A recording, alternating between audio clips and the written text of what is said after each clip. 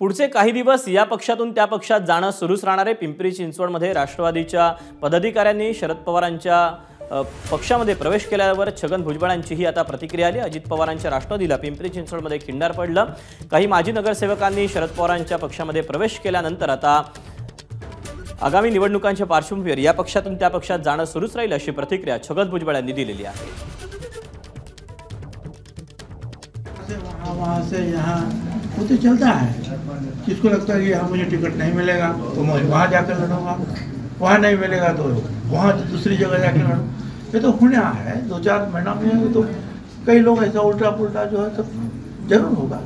तो मैं समझता हूँ कि इतना गंभीरता से लेने की कोई ज़रूरत नहीं। आज हमारे सामने है महाराष्ट्र में सारा झगड़ा खत्म कैसा, शांति कैसे निर्माण हो। एबीपी माझा, उघडा डोळे बघा नीट।